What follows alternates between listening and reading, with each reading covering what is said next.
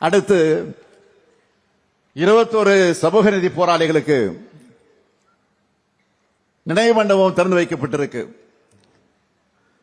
மிகவும் பிற்படுத்தப்பட்ட வன்னிய சமுதாய மக்கள்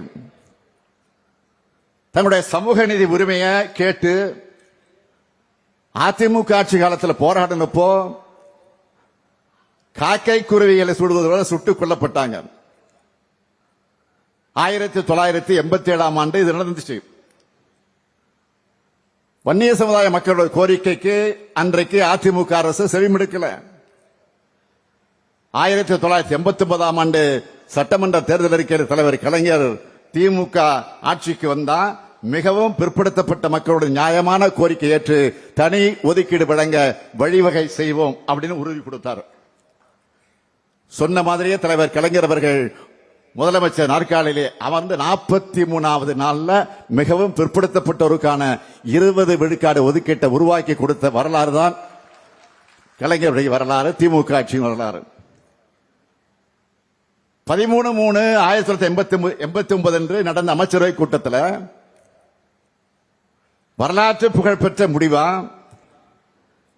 மிகவும் பிற்படுத்தப்பட்ட வகுப்பினருக்கும் சீர்மரபினருக்கும் 20 விழுக்காடு தனி இடஒதுக்கீடு செய்யப்படும் அறிவிக்கப்பட்டுச்சு. இன்னைக்கு கல்வியில வேலை வாய்ப்புல மிகவும் பிற்படுத்தப்பட்ட சமூகத்து பிள்ளைகள் படிச்சு வேலைக்கு போய் முன்னேறுது கலைஞர் கொடுத்த இடஒதுக்கீடு தான் மிக முக்கிய காரணமாக இருக்கு. இது மட்டுமா, உயிர் தியாகம் செஞ்ச 21 குடும்பத்துக்கு 3 லட்சம் ரூபாய் கருணை தொகையும் மாதந்தோறும் பென்ஷனும் வழங்கினவர் முதலமைச்சர் கலைஞர். இன்றைக்கும் அந்த குடும்பங்கள் மாதம் 3000 ரூபாய் பெற்று வராங்க. அவங்களுக்கு சமூக நீதி போராளிகள் பட்டமும் வழங்கப்பட்டுச்சு. அப்ப நடைபெற்ற சாலை மறியலில் கைதான 2 லட்சம் பேர் மீதான வழக்குகள் திரும்ப பெறப்பட்டுச்சு. சாலை மறியலில் கைதான 2 லட்சம் பேர் மீதான வழக்குகள் திரும்ப பெறப்பட்டுச்சு.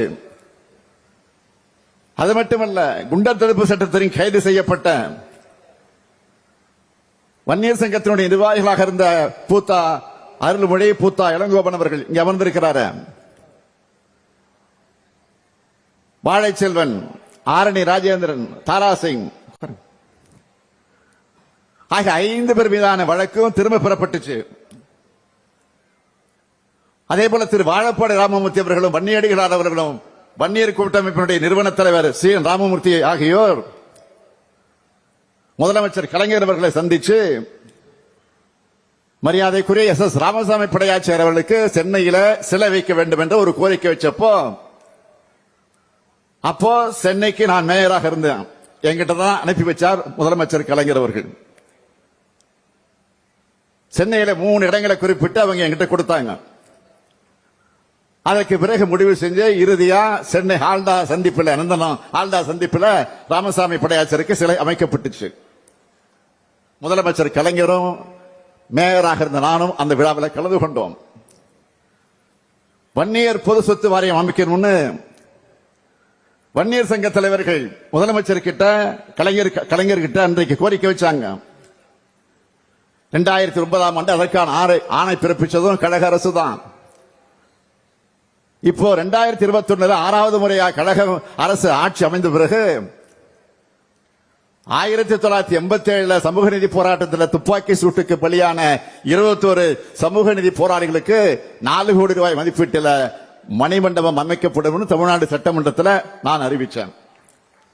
சொன்னபடியே இதோ மணிமண்டபம் கட்டி திறக்கப்பட்டிருக்கு. திமுக அரசை பொறுத்த வரைக்கும் பிற்படுத்தப்பட்ட மிகவும் பிற்படுத்தப்பட்ட பட்டியலின பழங்குடியின விளிம்பு நிலை மக்களோட முன்னேற்றத்திற்காக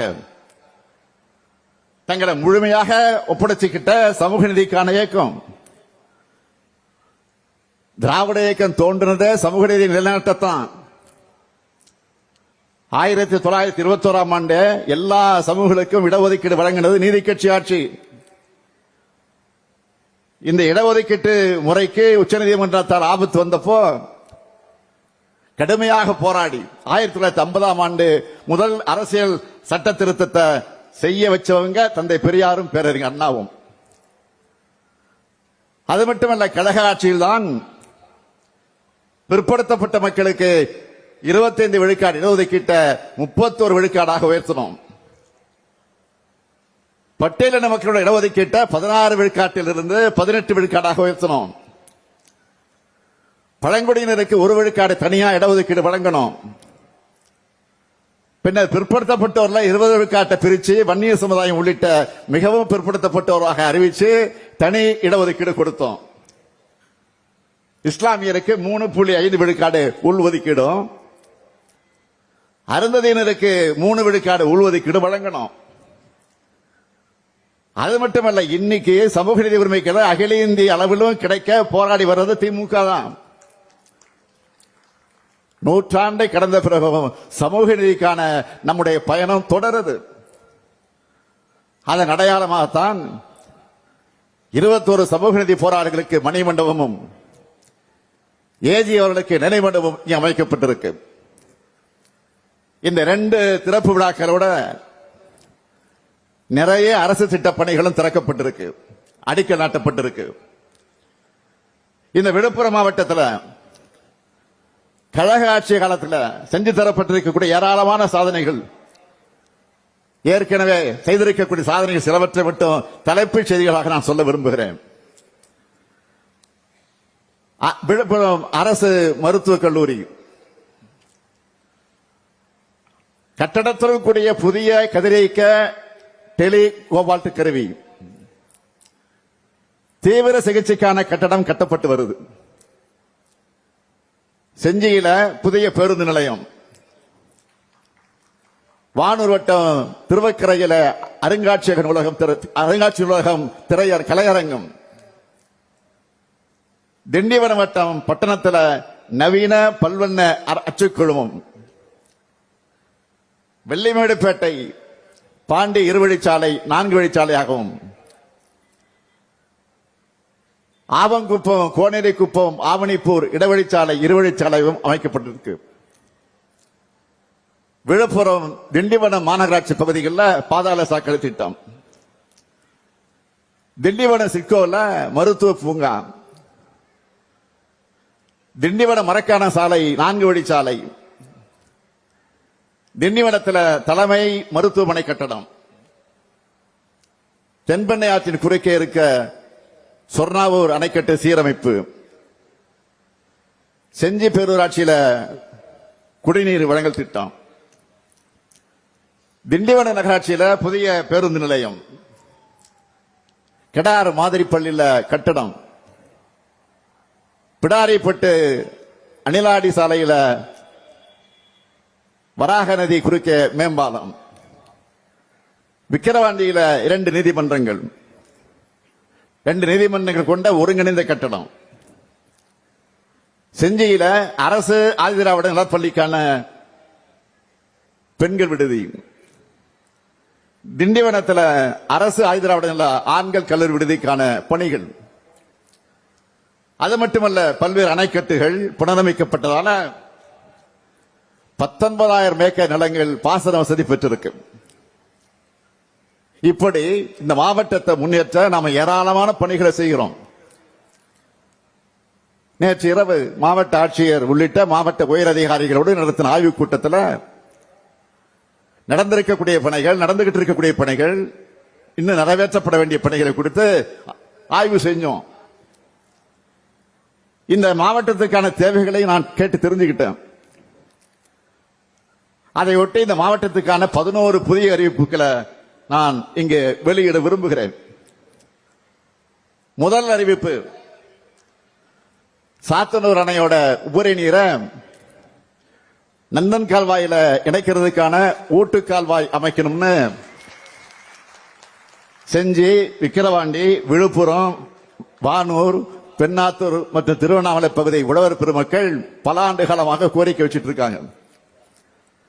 இந்த நீண்டகால கோரிக்கையை நிறைவேற்றுற வகையில் 304 கோடி ரூபாய் செலவில் நந்தன் கால்வாய் திட்டம் செயல்படுத்தப்படும்.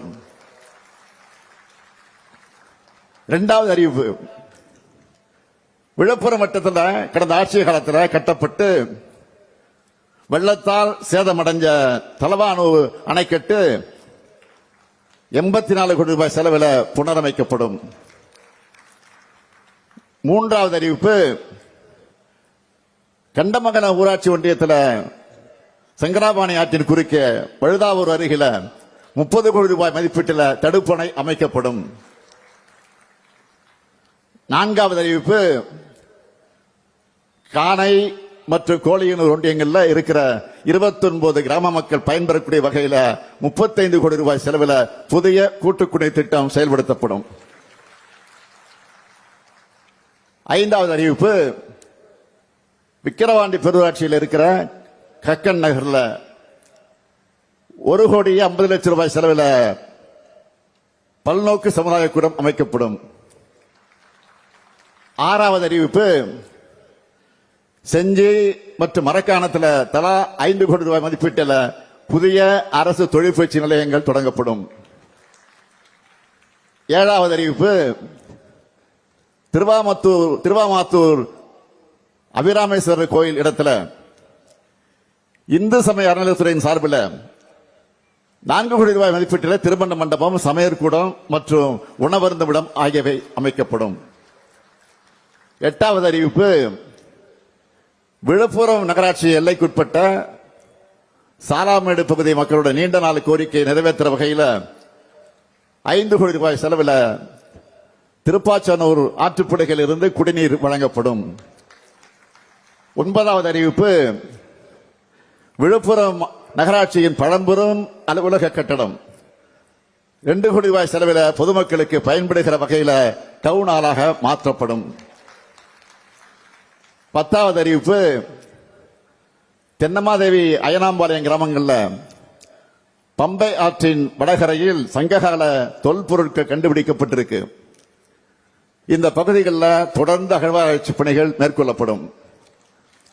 11வது அறிவிப்பு, வீடூர் அணையிலிருந்து மயிலம் பாதிரப்புலியூர் வழியாக செல்லும் 15 கிலோமீட்டர் சாலை 8,50,00,000 ரூபாய் மதிப்பீட்டில் மேம்படுத்தப்படும்.